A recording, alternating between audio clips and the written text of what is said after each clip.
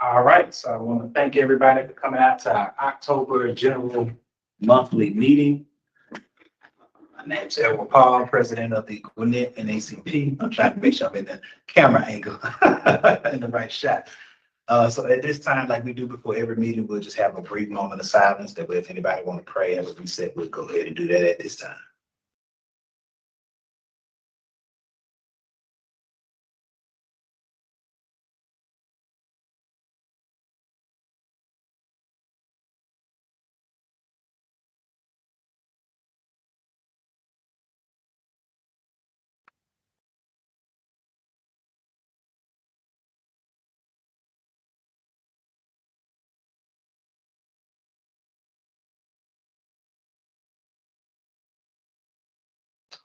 All right, thank y'all for that.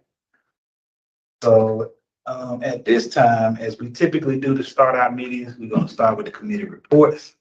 And not to belabor the meeting, because I know my AKAs, friends, and my sisters downstairs are mad at me because we're having our general meeting tonight. So to not belabor the point, we won't go through the committee reports from the committee chairs that are not here. So we're going to focus on the ones that are here and let them present their report. So at this time, I'm going to start with our education chair to provide committee report on the education committee.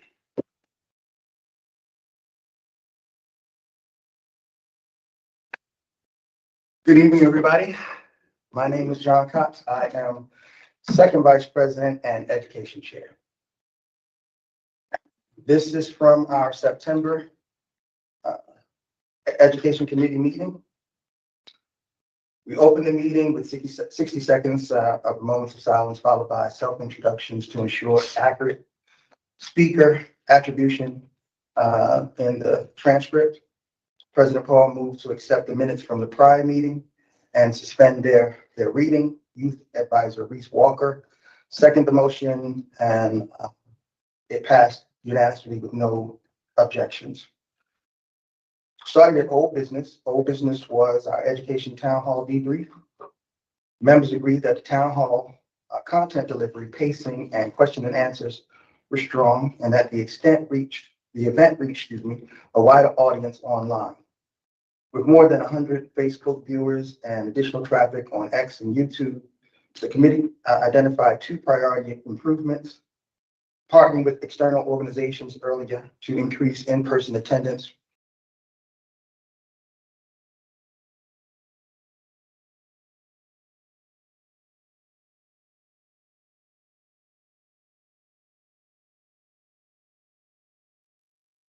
The venue, Discovery High School, worked well as a central site. We reviewed our role in the Freedom Fund Gala, which was the Education Electional Excellence Award process. The committee reported that Dr. Calvin Watts received the Education Excellence Award. After nominations process that included both committee and broader organization input. For future years, the committee will begin collecting nominations in February and March to aid in marketing, while reserving final selections for early May, when the most significant accomplishments are known. The Microsoft Forms nomination portal will allow the public to suggest candidates while the member body retains the final vote. At the event, nominee photos and a consistent branded backdrop will be displayed, and nominees will be recognized in the room to strengthen audience connection. We talked about next town hall, and we'll be doing several town halls during the course of the year. And it's tentatively planned for February and early March 2026 to capitalize on GCPS December and January work sessions. Data at that time comes out that's crucial to the remaining part of the year. And also we want to coincide with the superintendent's search and other milestones. It was suggested that Tuesdays and Thursdays around 6:30 p.m. are preferred dates and times to maximize attendance and avoid conflicts, with light refreshments available for those arriving at 6 p.m. Lawrenceville remains a practical central location. Those sites in South Gwinnett will be considered to reach larger Black and Latino audiences. The program is yet to be determined and will focus on concerns based on that data from the November, December, and January work sessions, and on budget advocacy for late bus tutoring, credit recovery, refurbishment of neglected schools, and expanded wraparound services. We talked about the superintendent search, which we all participated in. Multiple members of ours went out to the different area superintendent search meetings, and we reported that information back to the committee so that we could share our experiences. Reese Walker, our youth advisor, summarized the community engagement session. He says stakeholder inputs runs through September. From September to October, recruitment is slated for November and December. Interviews are in January and February, and finalist selections in March through April of 2026. Survey links and participation avenues have been shared in our group note.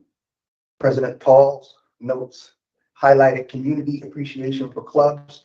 So President Paul was asked what are the positives that he sees and that he thinks should not be changed. And his response to that was community appreciation for clubs, before and after school programs, and specialty STEM options, alongside concerns about overcrowding and trailers. So he was also asked what are the things that need to be changed. So he's had concerns about overcrowding and trailers. For example, Starling Elementary School, bullying in middle schools, and teacher burnout and retention, pressure to pass under prepared students, and questions about the effectiveness of some curriculum. The committee will engage members to submit surveys and carry consistent messages to the area meetings, the area search meetings, while advocating for evidence-based literacy and math instruction at those meetings. Then we had we moved to the topic of discipline, tribunals, and continuity of instruction. One of our members, Ms. Rowe, raised the concerns about students losing instructional time while awaiting tribunal decisions. I noted that students assigned long-term suspension or expulsion should retain coursework access via Chromebooks and portals. Use credit recovery options, and when needed, receive hotspots to address connectivity gaps. Alternatives such as Give and online programs may be offered depending on the circumstances if online or working at home, with these other alternatives are not something that would be helpful to the student because they need direct instruction. Our healthcare chair, who just walked in the building, Mr. DeWeese described an autism spectrum student who faced transportation and portal barriers, underscoring the need for current IEPs, disability-informed behavior plans, and IDEA Act compliant timelines. The committee reaffirmed a goal of keeping students in school with appropriate behavioral instruction supports wherever feasible, and encourage early engagement with legal redress to document patterns and intervene effectively. Our last part of the meeting was centered on legislation and what type of legislation we wanted to recommend and changes that we wanted to recommend. The committee reviewed SB 4, which passed the Senate but failed in the House, and discusses useful clarifications of board and superintendent roles, state-aligned ethics codes, training requirements, and public compliance processes. Members also acknowledge the risk that vague standards could enable weaponized or frivolous complaints that impede the board business or force recusals. Proposed revisions include establishing an independent ethics committee insulated from local and state political pressure, defining misconduct narrowly with a clear probable cause threshold for interim sanctions, ensuring due process protections with a transparent consequence ladder and training compliance, and adding guardrails against complaint abuse through timelines and vexatious filter controls, it should be. I left out a T. Vexatious filter controls. What that means is that the law allows for, the law as it was written at that time that we want to change allows for people to make complaints. So where there's no way to make a complaint against the board and have it investigated, the law was going to allow anybody from 18 over to be able to make complaints. The problem is that there was no way to filter those complaints and make sure there weren't just harassment style complaints meant to clog things up. So we wanted to make sure that there are filters in that where there'll be reviews before they are sent up as legitimate complaints to be investigated, to make sure that, it's not a process issue, it's not a personal issue, it's actually an issue that needs to be investigated. Without those controls, those complaints can be used to bog down the board and to force people to recuse themselves from certain decisions or votes. And that might be strategic, not necessarily have anything to do with the person. So we want to make sure that those protections within, and that's probably why it did not pass the House, but passed the Senate. And that's it. Closing, we encourage our group to attend our committee to attend upcoming GCPS stakeholder meetings and complete the associated surveys, reinforcing key messages developed by the committee. We put out that Khan Academy was highlighted as a free, effective academic support resource for families.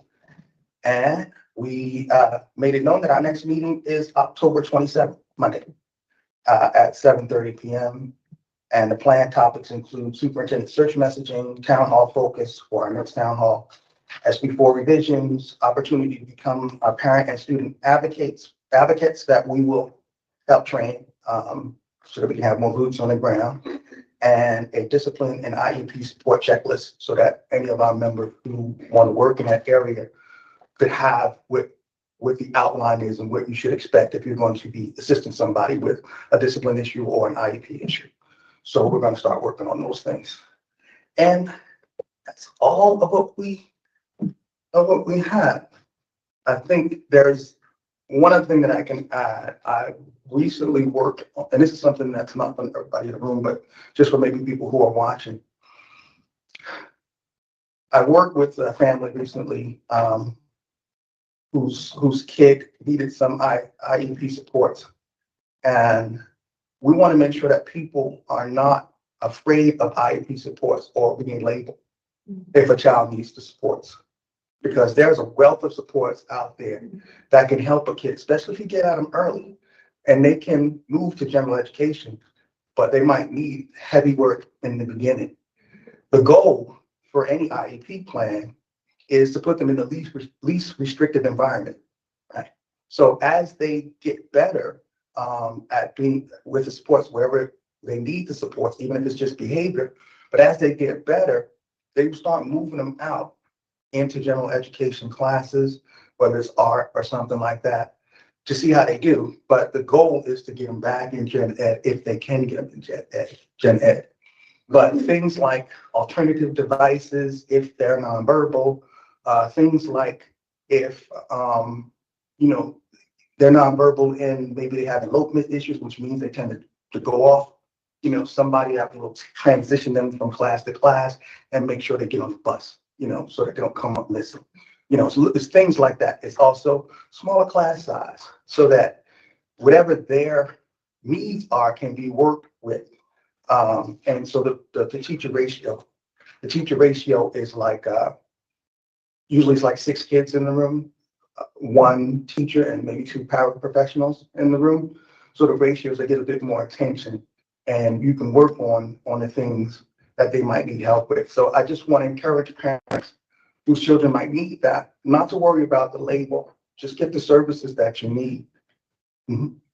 What's the label specifically? So instead what do people typically identify? Well, some of the things that I hear is, But I guess what I'm trying to, just for people that may not understand what IEP means, like individual that associates with special ed. Yeah, Special I ed. just want to make sure. Yeah. And the worst one is, the short bus. Sometimes the short bus is needed because if you have a kid who's prone to outbursts, because they're triggered or some sort of sensory thing might happen that can trigger them, they might need to be on a bus that has a seatbelt where they can be restrained so that they're not getting it. And also you want a driver who understands how to work with those things. And then for the kids who are really young and they're on the bus with young kids, and those kids may not be very nice because they don't understand what's going on with that child. So you want them in a protected environment where they're safe.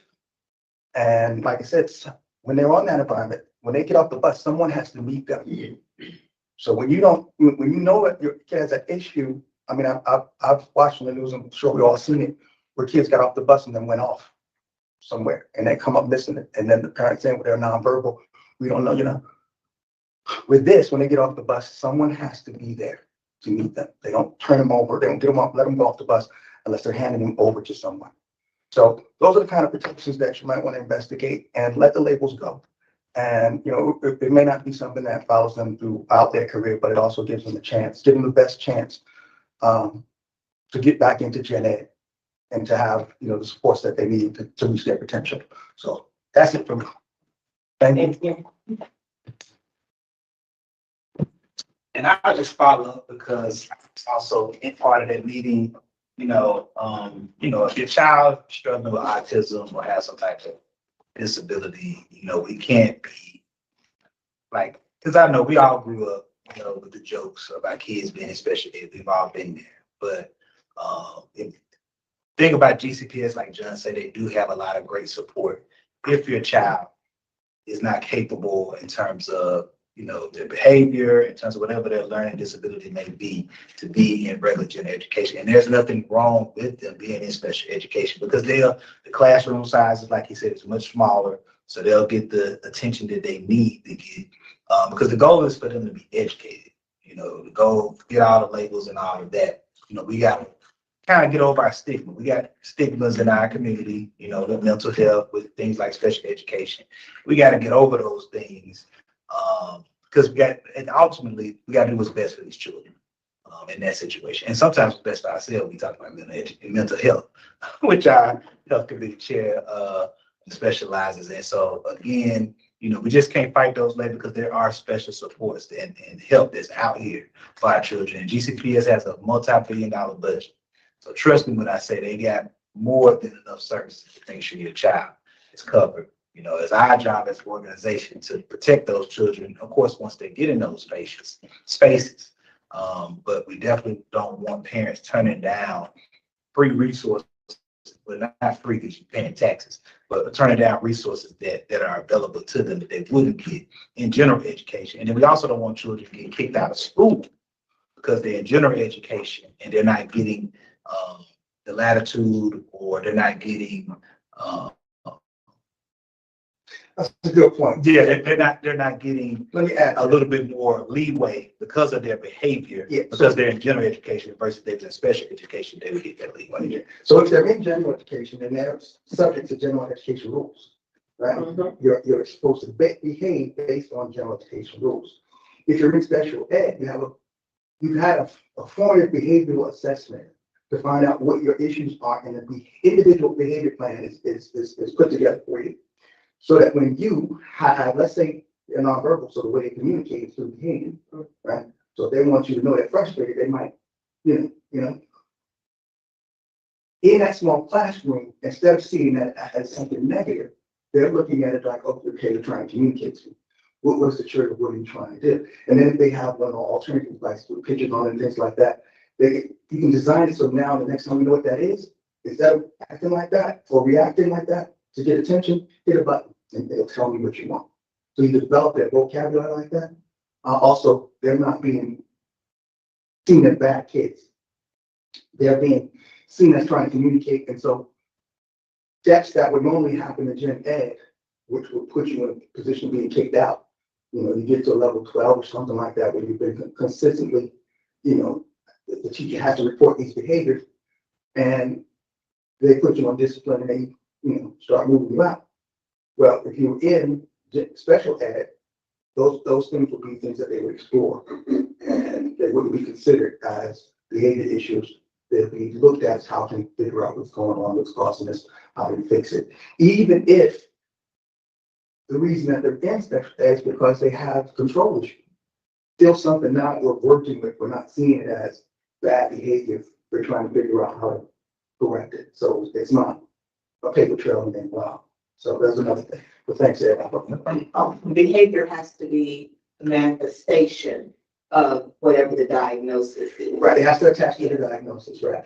But even if there's going to be some more latitude in special ed, because they're going to be thinking, well, how is this exactly that? Or is this one of those things that are like a symptom of or very close to, and it's just frustration related to that. But generally, they try to make it so that it's a positive diagnosis. But anyway. And even though it pops up, they will attach it to that because it can be at any time for any reason. So they when you have one diagnosis, when they act out, the other diagnosis will come through that diagnosis Yeah. unrelated. Right. So then they have to adapt their IEP to that situation, to make that situation better. They can manage it better within their classroom. Right. And since our health committee chair is speaking, I'm gonna let him come up and do his, I'll turn it over to him to do his health committee report from the health. Thanks.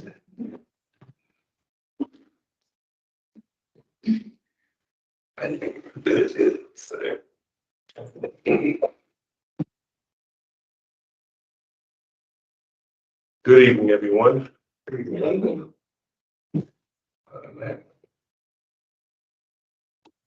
My name is Gamel DeWeese. I'm the chair for the Health and Wellness Committee of the NAACP. We're starting off with introduction of our last meeting. This is a committee report for September 24th at 7:30 p.m. Attendees was Paul, Latoya, Teresa, myself, and we had Mr. Carl from American Red Cross. I introduced myself as the chair for the Health and Wellness Committee. We talked about with Paul, introduction of President of Gwinnett NAACP, serving leader since 2021. Carl introduced himself as emerging markets managing of the American Red Cross, joined to discuss blood drive partnerships with the focus on sickle cell awareness.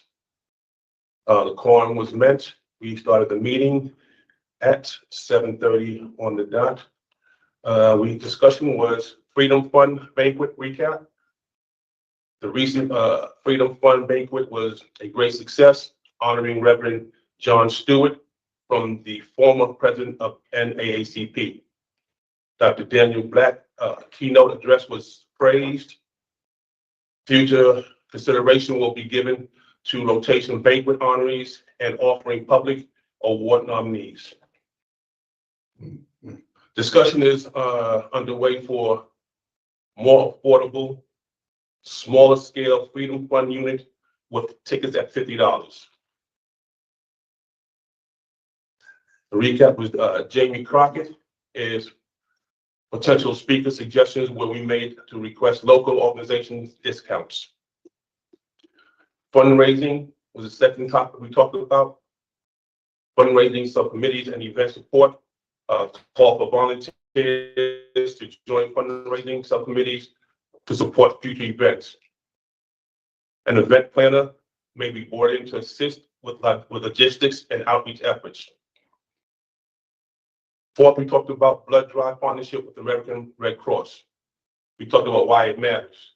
Carl emphasized the urgent need for American blood donors to support sickle cell patients better, citing current disparities. I didn't put the disparities down, but there was a few that we talked about. Paul shared connection through the loss of his President Paul, shared connection through sickle cells through one of his family members passing away from it. Planning and logistics. Target for the next blood for the blood drive was around December, with November as a backup planning. Preferred day is Sunday from 10 a.m. to 2 p.m. or 11 a.m. to 3 p.m. Red Cross will supply all necessary equipment, indoor venues, and strongly preferred. Safety, certified medical staff will be present. Proper screening and emergency protocols are in place, as stated by Carl. Initiatives and community engagement. Donors will receive Amazon gift cards, T-shirts, and may opt in for sickle cell trait and A1C testing. I raised the importance of community outreach across promotions and how to get more people to become a part of the drive. Suggestions include partnering with Gwinnett Coalition, Divine Nine, and faith-based organizations to maximize turnout. Next steps, President Paul and myself will explore churches, schools, mosques, and other venues that may be able to participate and give free space or donate space. Carl emphasized the urgency of confirming a location to avoid scheduling conflicts. Committee will revisit planning details after October 16th general membership meeting. We will get together, reconvene, and see what we can come up with as far as spacing, time, and dates. We talked about voter engagement in upcoming town halls. Recap of recent candidate forms of Public Service Commissioner and local elections, Snellville, Grayson, Lawrenceville. Upcoming town hall, October 14th, passed. It was Norcross, I think Norcross Cultural Community Center. The power of the ballot, legislation like HR1, the impact of health and education. Plans to host similar events across Gwinnett County to boost voter turnouts. Health and advocacy resolutions. I suggested to meet with elected officials regarding medical expansion and other health-related legislations. Encouragement to draft health-focused resolutions, sickle cell, diabetes for the National Convention. Due date is still up in the air. It's around May for next year. Only active participants in the branch will be considered to delegate for the future conventions. We talked about state convention updates. Georgia State Convention, October 9th to 11th, was passed at the Atlanta Airport Marriott Gateway. The ticket is $60 basic registration, $335 for full events access, include workshop, luncheons, and gala. General meeting rescheduled on today, October 16th, due to the convention. Upcoming dates for future events. Our Health and Wellness Committee will be October 23rd, 2025. Town Hall, Power of the Ballot, which passed October 14th. Blood Drive Planning Meeting, virtual for October 29th. Proposed blood drive targeting December of 2025, if not sooner. That was the closing of the meeting. But I would like to touch on what we talked about a little while ago of the IEPs. And right now, I'm with the gentleman we spoke about last time. We're on the same train again. So I'm working with the IEP with the school to get them back in school. And one of the things I really commend what they did was sitting down and having multiple people in the room making up the IEP from different disciplines, which made a big difference of how they want to support that young man going forward. As you stated, and I'd like to say to everybody is, do not turn down any service that they're going to offer you. Take everything, go through it, and if you don't want it, then you get rid of it. But do not turn down everything. Thank you. Have a blessed night on purpose. You got something to No. Oh, only thing I do have coming up with a book sale. I'll be selling my books at the church on, I get the address, I had it, but it's coming up, and I'll get the address in a little while, I'll give it to you guys. It's going to be from 10 a.m. to 4 p.m. at the church down here in Lawrenceville. It's going to be a book festival that they put on for the second time during their existence. The other one was held in DeKalb, but I didn't make it, but I will be at the one in Lawrenceville selling my books. We are getting ready to understand managing anger and from triggers to triumph for youth. What was the date and the name of the book festival? I'm gonna pull it up for you so I can give it to you. Yes, please. Yes. All right, and just a couple of quick corrections. So the resolutions from the health committee that we want to send to national will be submitted by May, sometime in May. The convention, national convention will be in July. Typically it's around the 16th, 19th. That typically runs from a Saturday to Wednesday. So I have to look at an actual calendar to give you the exact date. But next year our national convention will be in Chicago. And I'll just go to the calendar real quick. It'll be July 18th through the 22nd. So that's Saturday to the 18th through Wednesday, July 22nd. It'll be in Chicago, Illinois. But we need to submit those resolutions in May. And then, because that's the kind, I think somewhere in May is the deadline to get them all submitted to the national office. And for those who don't know, resolutions are just advocacy items that the local branch can submit to our national office to say, hey, y'all are not advocating for this. This is something at the local level we feel nationally all the branches should be advocating for. So that's all a resolution is. Yeah, and it gets voted up or down. Yeah, and it gets voted on by the delegates that represent the different branches across the country about whether the national office is gonna pursue that.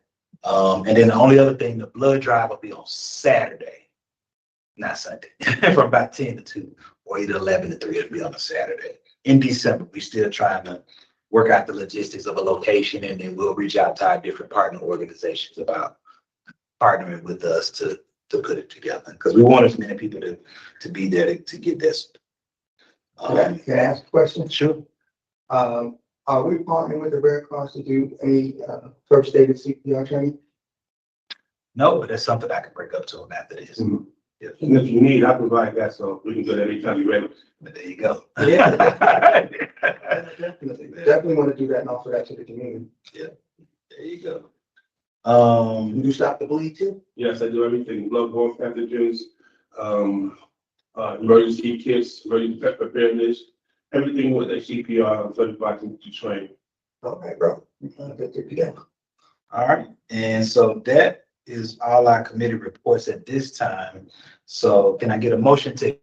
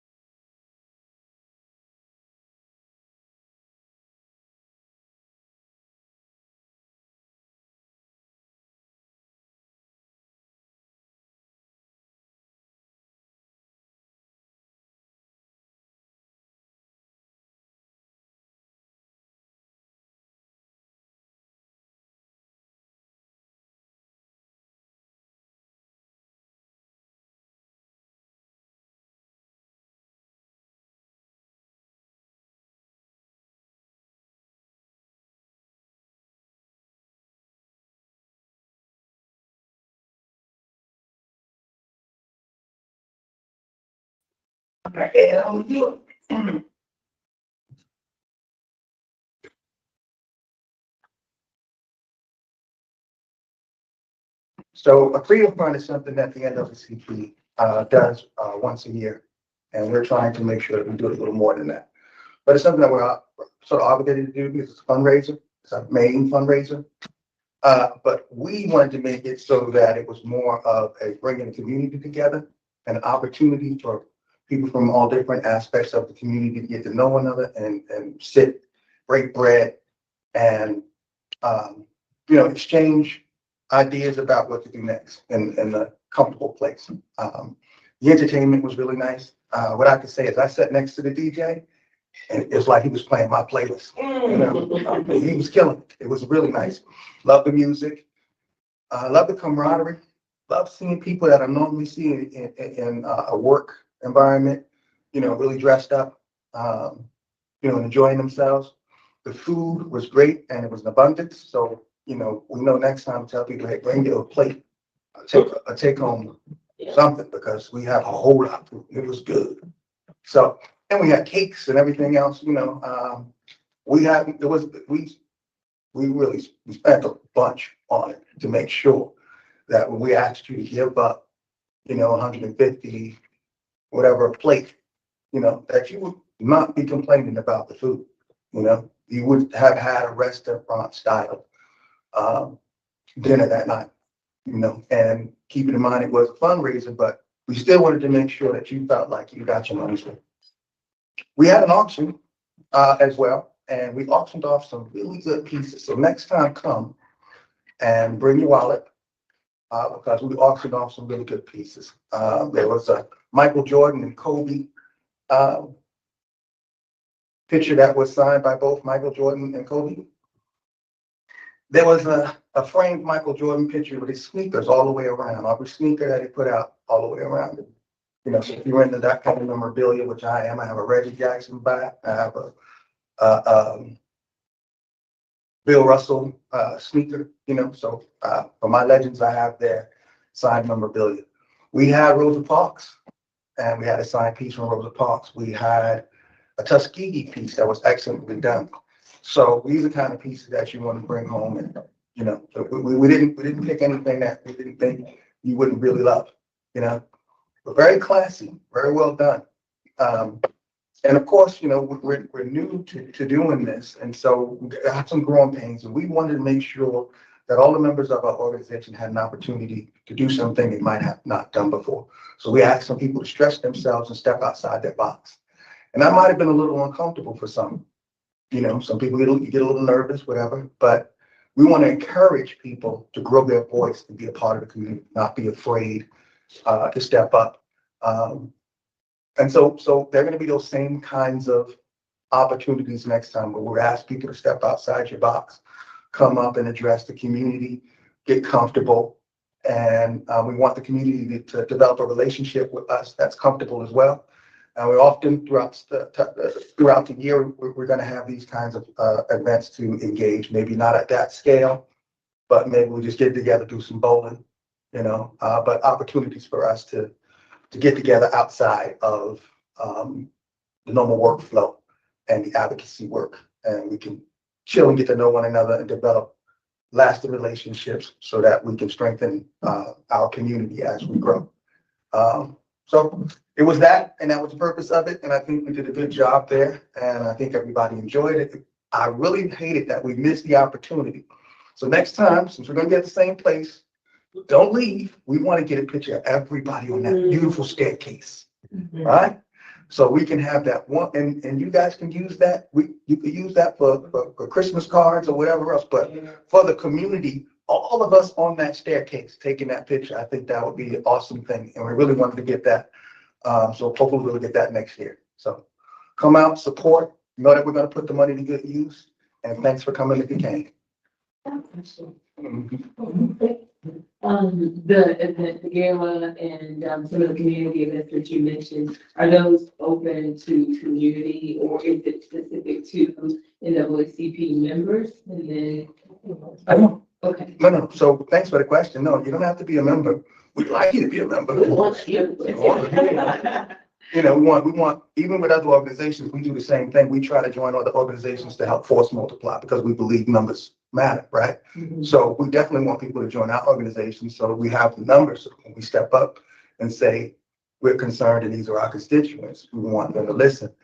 So, and we try, like I said, we even try to make sure that we don't have events with our other parties. So if somebody's doing something really well, let's say like UES with the Martin Luther King Day celebration in Juneteenth, then we, instead of competing, we just support, you know, because we don't need to compete against each other. We want everybody in the same place. So we're really intentional about how we do things. We want you guys to participate. We want you guys to come. You're welcome. We'd like you to join. Heck, we'd like you to help out, you know, and then call us to help out as well. You know, we got some men in the organization that are willing to come. If you say, hey, look, the sisters are doing so and so, but we want a male presence there to work the periphery and so forth and so on. Let us know. We'll come, you know. And the same thing, you know, if we have a situation where we're doing something and we need a little more feminine touch, we need someone else's expertise, we're going to ask. Hey, partner with us and help us do this because you guys do this pretty well, you know, and help us learn how to do it in a way. We won't compete, but help us learn how to do it in a way that we can be effective as well in that area. Because we're all trying to do the same thing for the community, right? It's focus, community focus. So we don't want to compete, we want to help. But yeah, it's open. Mhm. Is that okay? You gonna be on member?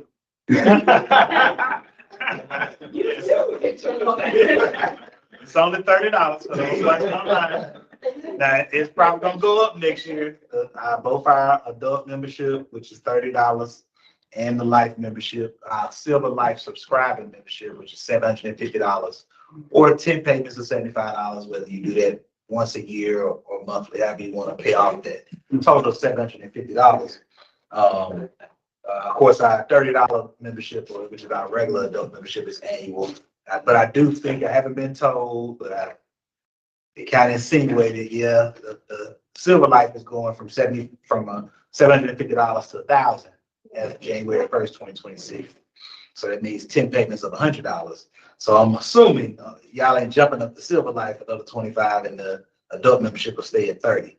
So I'm assuming that the adult membership probably is going to go up to maybe $40, $50. I don't know. But it is 30 right now. If you want to get that 12-month clock started, you can go to, for those online, www.gwinnettnacp.org and sign up. Since you gave the price, what about the community and service commitment? Is there a component of joining that is required? No. Amount of like hours of community service? No. That I tell people, you know, you go by what your bandwidth is, however you can help. You know, but we try to list all our events on our website. Of course, if you participate in a particular committee, whenever that particular committee is doing an event or partnering with another committee to help on the event, just volunteer where you can, you know. Yeah, if you don't have time, treasurer's always welcome. Yeah, exactly. I said, if you don't have time, treasurer's always welcome. Which means you can donate, you know, make a $10 donation monthly. And so the thing about that is if one person can't make it one day, the other person might be able to. So if we have an abundance of help, we will always have an abundance of help. Correct. Everybody can't come at one time. Obviously, I can't make a lot of things, but other people can. So the more the merrier. And we try not to overburden people because we understand it's a volunteer organization. Now, you might see Edward everywhere. You might see me almost everywhere. But, you know, we don't ask that of everybody. Yeah. And just to put a button on the Freedom Fund banquet, like I said, I want to give a shout out to everybody that was involved. So from our MC, Ms. Karen Scott Green, did a beautiful, beautiful job. Our sponsors, both ARC temporary staffing and the Gregory B. Levitt funeral home, the only Black-owned funeral home in Gwinnett County. Yeah. I definitely want to shout them out. I want to shout out, Darlene for helping and volunteer, Princess, Tracy, Athenia, Shantae, our Freedom Fund chair, who's on his way. He's coming from a work meeting, but who's not here. But everybody did an excellent job. We know there's things internally we need to improve upon. We've had our debriefs and our executive committee meeting and our Freedom Fund committee meeting. So I know, but it was well received by the public. I know internally a lot of times we hard on ourselves than what maybe even the public may be. But it was our first formal banquet since 2019, and probably our first one on that scale in about 20 years. So like I always say, we can't beat ourselves up about, wanting to be perfect, but it's the first one we've done in a very, very long time. And so it'll get better. We know what the pain points were and to make an improvement. And the things that, like I said, everything that was done with us is correct. And any concerns was definitely correct. Not in my opinion, now, but the photos that I saw online were gorgeous. Thank you. Yeah. Thank you. Hello. Oh, it's over downstairs. They open downstairs. It's open. No. Oh, it's not? Oh, okay. Okay. Yes, it was awesome. You did a great job. Yeah. Y'all should be having them at the same time. I'm gonna say this again, our meetings whereas our general meetings are pre-planned a whole year in advance. The state convention the same day, week, every year. So we always push it back a week because of the state convention. I really do want to see those folks. Yeah. But y'all welcome, definitely take a seat as we finish up on our agenda. So speaking of the state convention, which is where we at now, we're gonna spend a little time talking about that, John. I think you went to a few more workshops than me, so give a quick update. Come on back up here. And give a quick feedback from our state convention. And again, state convention is something that's open to the public as well. It's not just if you're an NACP member. If you'd like to attend a state or a national convention, you're welcome to attend. I do think the registration fee for members is a little bit less than the general public. So you will save a few dollars if you're a member. And you can, like I said, if you're a member, you get to be a delegate, which means you get to go and be a voting member to vote on new policies, vote on, whatever elected position, because typically a state convention, we're voting on new president, new secretary, new treasurer, et cetera, et cetera. So I gotta make a quick run outside. I'll be right back. But take over for the state, talk about the state convention. So state convention, was good.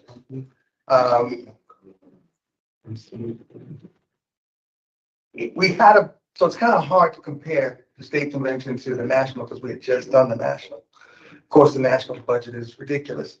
So, it's very difficult to compare the two. I would say that the state convention was much more about our elections that we needed to have. So we have a new president, state president, and new officials, some retained their positions. And so that was the majority of the work. I was a delegate, so I went to that. We had a legal redress workshop and a PAC workshop that I attended. The legal redress workshop was broad, very broad, and it was more on about statewide and national sort of things that are going on. To be honest with you, I really wanted some dialed in stuff about what's going on here.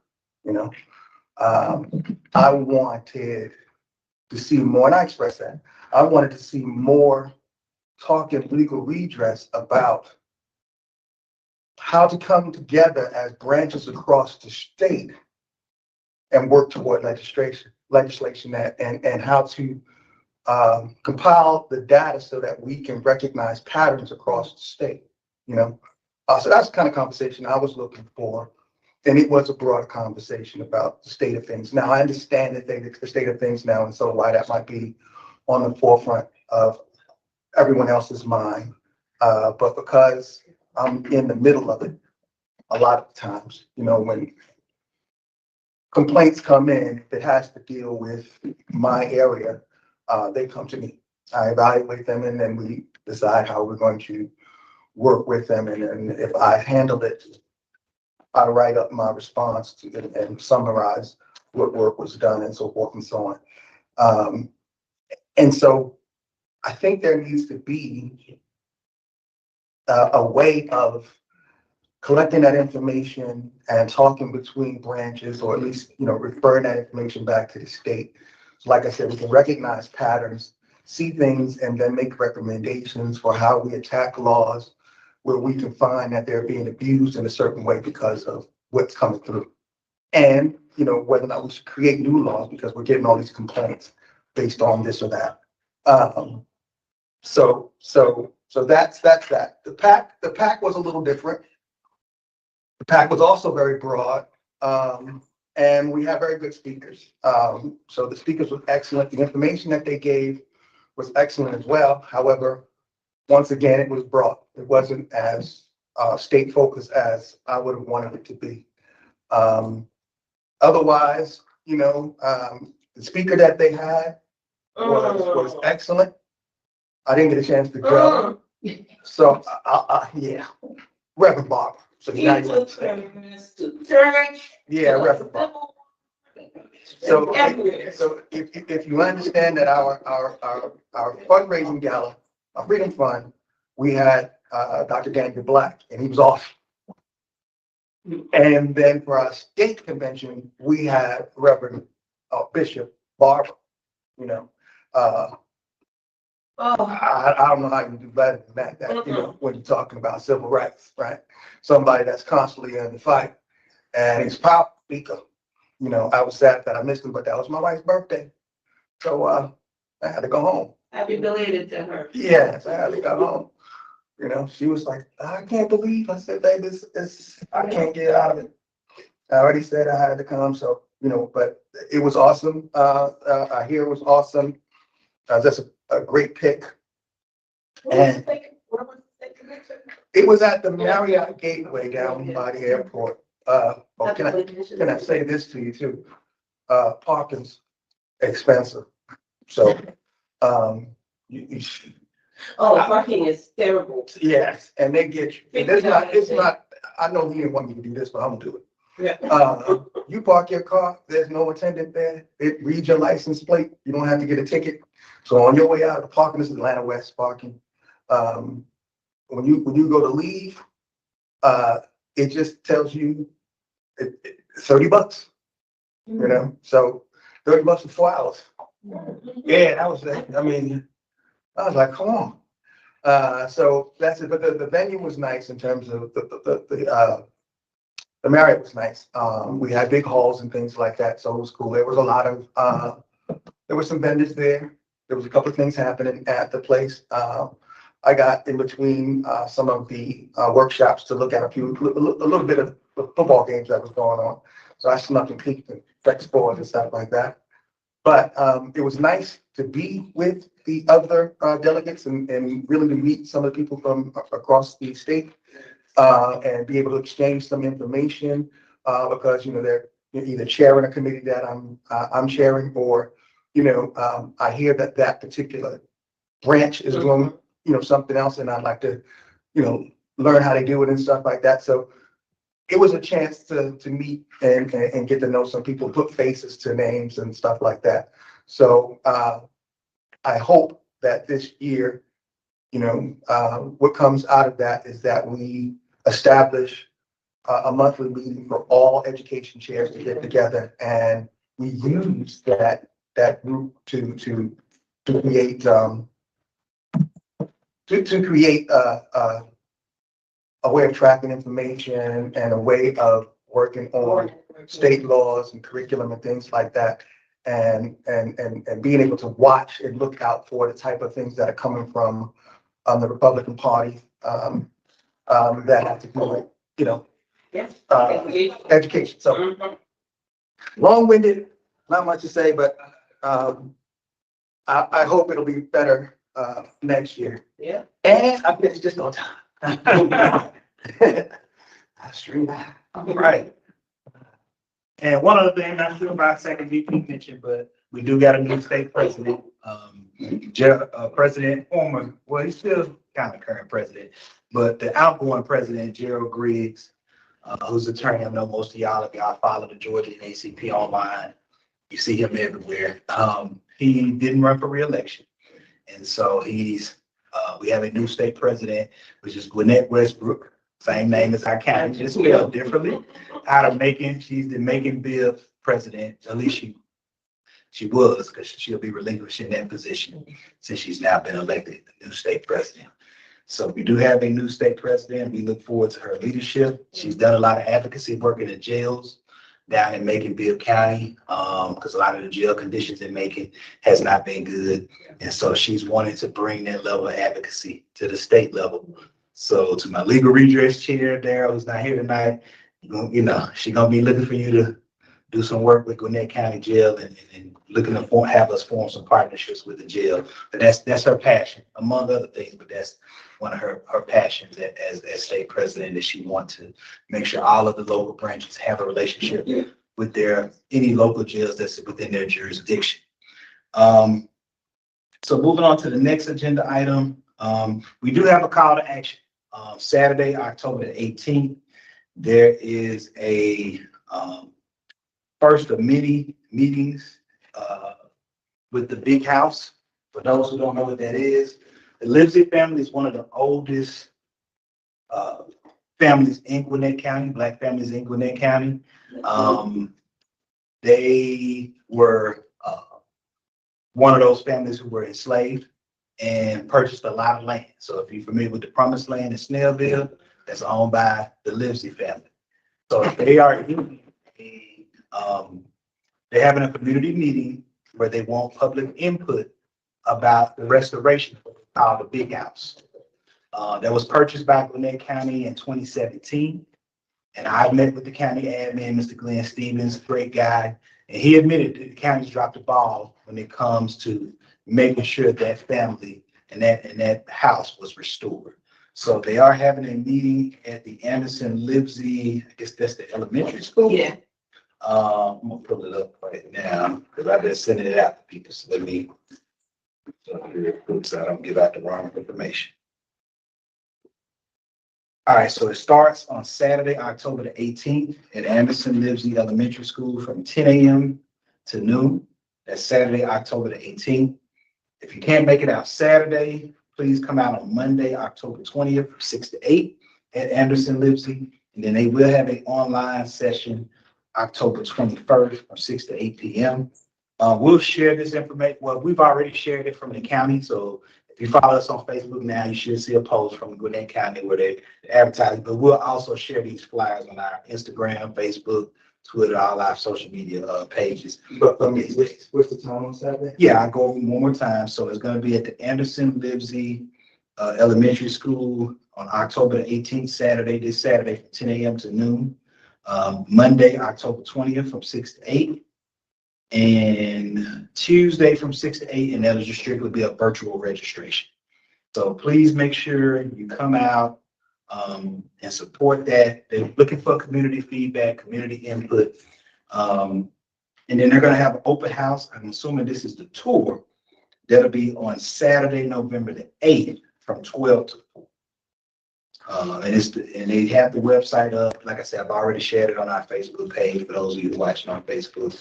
McGuire lives in McGuire was the European white family that held the Livesey family in captivity. Our goal organizationally, we don't want their enslavement to be the story. We want that to be a footnote.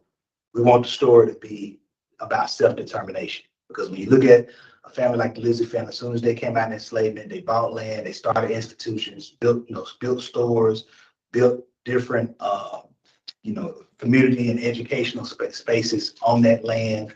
And so we want that to be the story. Organization, that's what we want. Talking to the Livesey family, Miss Teresa Livesey, talking to Chad Livesey, the son. That's some of the things that they want. They want that to be the story. And we also wanted to, and we're ready for the county to actually invest instead of letting that house just sit, which is what it's been doing. So this new group that's come in, I think it's called SECO Group. I met with Tatia Robinson, who's leading that project, African-American sister. I think she means business. She's serious about doing the work. I met with her a couple of times now. And so I think we got somebody in there that's truly going to be an advocate for the family to make sure that this project is done. Otherwise, she says she's willing to walk away from the county if they're not as serious as she is about getting it done. But I do think everybody's committed. Like I said, I've been with Glenn Stevens, who's the county admin. He's the CEO of Gwinnett County. He's serious. He wants to see the project be successful.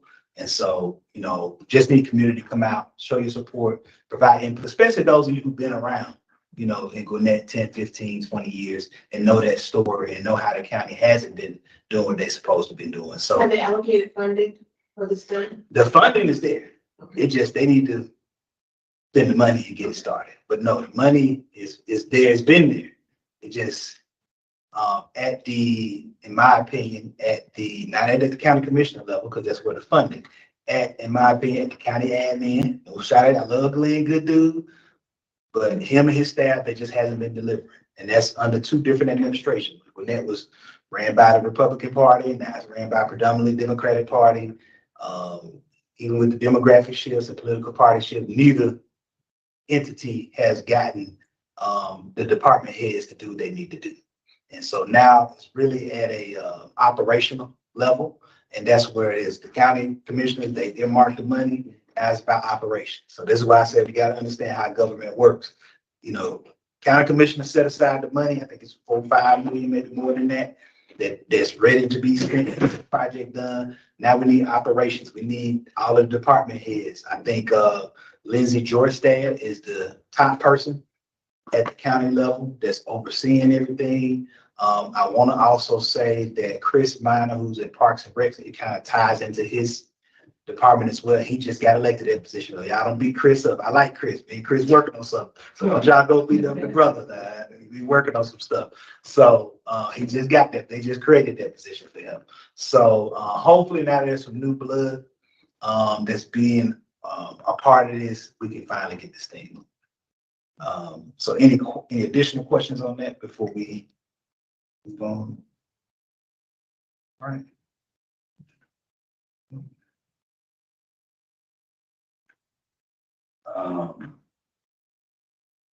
So volunteers, we do got to get out the vote campaign right now. We're looking for volunteers to phone bank and knock on doors. If you're interested, we only asking you to commit to at least 2 hours. 2 hours of making phone calls. Then you got to be 2 hours in a row. It could be, you know, I phone bank from 9 to 10 and then from 1 to 2. But it is nonpartisan since we are a nonpartisan organization. But we are looking for volunteers to phone bank and get our people out in this year's election. The targeted municipalities we're targeting for phone banking is going to be Snellville, Lawrenceville, Grayson, Suwanee, and Cuba. Those are going to be the 5 areas. And we're going to do them on different weeks. But those are going to be the 5 areas we're targeting. If you notice a theme, those are the same areas we have in our candidate forms. So we're targeting those areas because we've already got the archive of the Lawrenceville candidate form, Suwanee, and Snellville. So when we're talking to voters and they, you know, want to box us in the corner and say, well, who should I vote for? When you're on that phone with them, we can tell them, hey, go to NAACP YouTube page, go to their Facebook page, go watch the candidate form, and you make the decision. You know, we've already got an archive of those forms, and they can listen to the different candidates, listen to their different perspectives and ideas on what they'll do if they're elected to city council and make an informed decision. So we try to be strategic when we do these things and make sure that they are doing that. So you'll get an email sent out from the secretary probably over the weekend.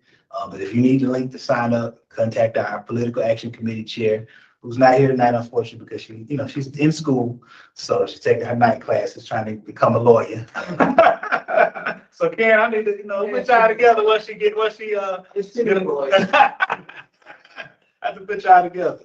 So, but definitely reach out to her. Her email address is PAC chair at GwinnettNAACP.org. Again, PAC chair at GwinnettNAACP.org. So interested in volunteering, get the link from her. If you're a member, we'll share the link to you all if you're already a member. If you're not a member, just email her directly and she'll send you the link to sign up to volunteer. And we'll provide you some training. I'm not doing any more. We are still doing poll monitoring. Okay. We're going to have some more details on that within the coming weeks, but we will be asking for volunteers to poll monitor as well. I got to get with the political chair and figure out how we're going to align the dates. But I will say, based on preliminary conversations with the PAC chair, with Madam Chair, it'll probably be the last 3 days of early voting and election day. Those are probably going to be the dates we're going to do some poll monitoring. And it'll be at the municipal. That's where we're gonna probably have. We may have 1 or 2 volunteers for the PSC, because for those who don't know, this voting has started, so you can vote since we on the topic. Make sure you go vote. If you don't live in the city limit, go to your regular early voting precinct, vote for public service commissioner that is on the ballot. It should be called public utility commissioner because that's what they control. They control regulating the light company, the gas company, the water company, and the broadband companies.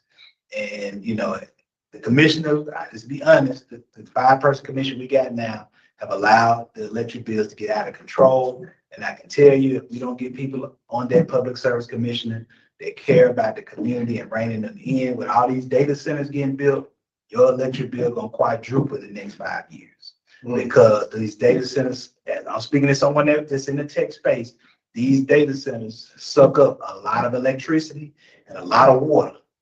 And because they need that water to cool those data centers down as they're using all their electricity. And what we're seeing is, well, what is gonna happen is those electric costs that they're gonna drive up across the state are gonna be passed down to us. We're gonna be the ones paying, you know, why my light bill went from, $100 during the summer to $300. I'm using the same amount of electricity. I run my air the same amount every summer. And why is it $200-$300? It's going to be coming from those data centers eating up electricity. So I would definitely encourage y'all to do your research on that and how data centers are having an impact on the environment and on electricity. So you're going to need somebody on that public service commission that's going to advocate for reining in the amount of cost and making these big billionaire, multi-billionaire, millionaire companies pay their share of those electric costs and not get passed down to the consumer. So that is that. Next agenda item. So we did a lot of great things at the event. But at this time, I'm asking Ms. Karen Scott Green to come up here. As we do got one more recognition that we want to do. We want to present Karen Scott Green, and I'm going to pass it hard to not here. But our 2025 Voice of the Community. Now, other than us, who put out a lot of content, they put out a lot of content. And I'm gonna guess we get this photo out. They put out a lot of content into the community. And so when you talk about a voice of the community, they epitomize that with the amount of content they put out, doing the different podcasts, having different guests talking about business, guests talking about how to raise your children, guests talking about, how to navigate education. So it's a full spectrum. I know our stuff typically focus on advocacy and things like that and civic education, but they give you. And we do some of that too. And they do some of that too. I'm not telling you, I know. But they give the full, what I'm saying is they give the full range of different guests. They give the full range of different guests. And you welcome to say a few words. Go ahead, Thank the NAACP Gwinnett branch for recognizing the work that Catherine and I do, because this is our ministry. Informing folks about what's going on in the community. And so it's not just about what's going on in Gwinnett, it's about what's going on across this country. And so we have people on who are not just pointing a finger as to like what's wrong. They've created spaces where they've created solutions, and they are like working, not just saying, this is the problem, this is what's wrong with these people. The folks that we have on are actually creating solutions, and they have figured out a way to say, this is how I'm going to change my little corner of the world. And so that we like to highlight those folks. That's what Conversations with Kat is all about. Thank you. Thank you. And again, remind you, it's called Conversations with Karen and Kat. We are found on all podcast formats. Exactly. So they on And YouTube, Facebook, definitely tune in. And our website is KarenandKat.com. KarenandKat.com. Go to their website, tune in. They ain't telling you stop watching us. Subscribe to both of us. We're going to keep you informed on the political and civic engagement, and they're going to give you the full range. So you just want to take a break from that. They do have a lot of fun on their show. It's like I said, it's all love. they get some serious stuff, but they have some fun. They bring on some cool guests. And I was a guest, so they bring on some cool guests. I need to come back on it too. I need to come back on it. What you got going on? I got some big going on. So at this time, I just want to get to, as we come to a close of our meeting tonight, upcoming events. So we do have a couple of meet the candidate forums on this coming Tuesday, October the 21st. We'll have our meet the candidate forum on the city council candidates in Decula, Georgia. That'll be at 7:15 p.m. So slightly later start time.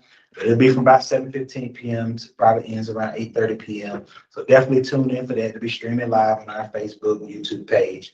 Then our Sunday, October 26th, we will have our final meet the candidate forum, and that'll be on the city council candidates running for, I want to say this is post 3, Grayson City Council. I'll get the correct number later, but it is Grayson City Council candidates, and that'll start at 7:00.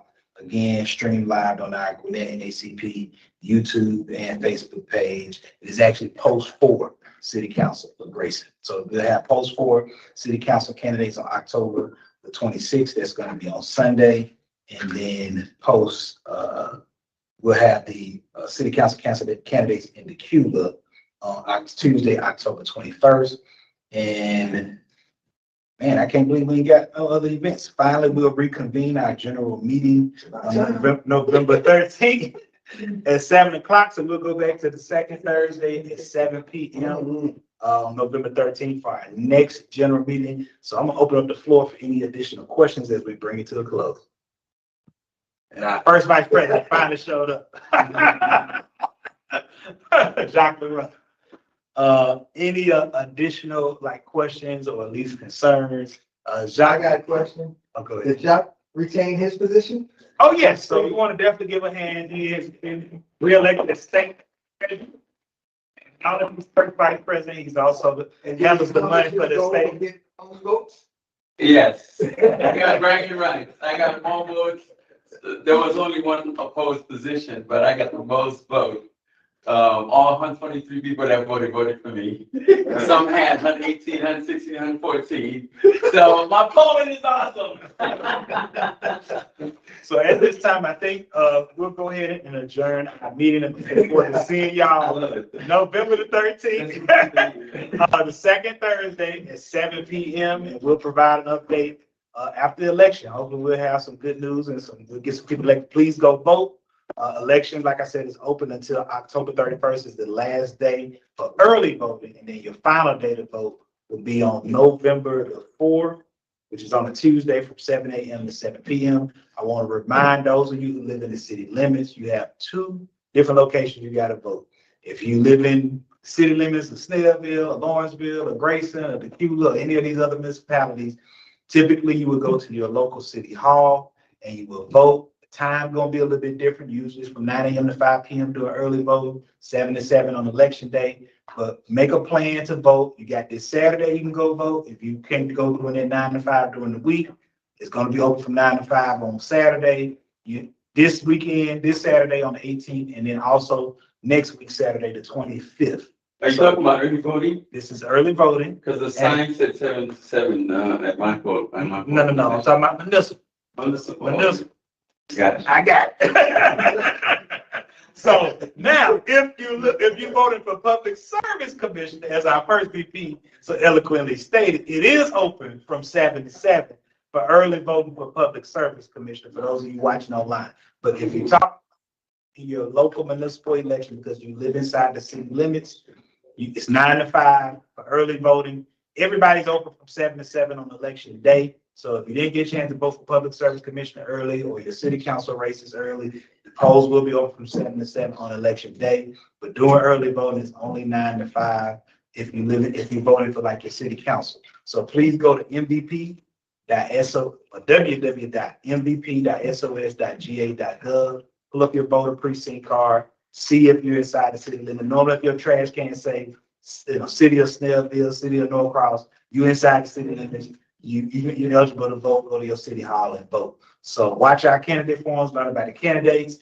I'm not sure if downstairs, they're streaming their event downstairs for you to watch the AKA's event, because a lot of the candidates came out for their event downstairs. Hopefully they are, but if they're not, watch ours, because we got like 3 of them we did, and we got 2 more to go. So y'all have a great night, and meet you again. A garbage can is a way to see if you're.